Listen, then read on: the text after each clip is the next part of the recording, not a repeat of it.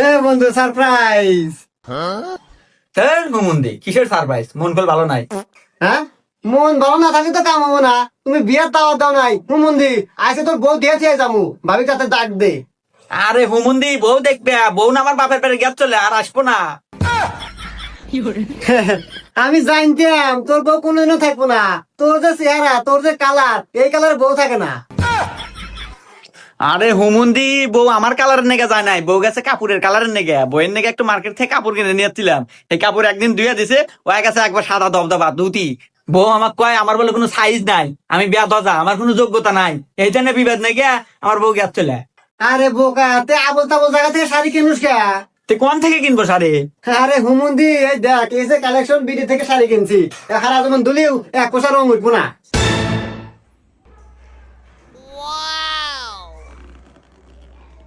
এ বন্ধু,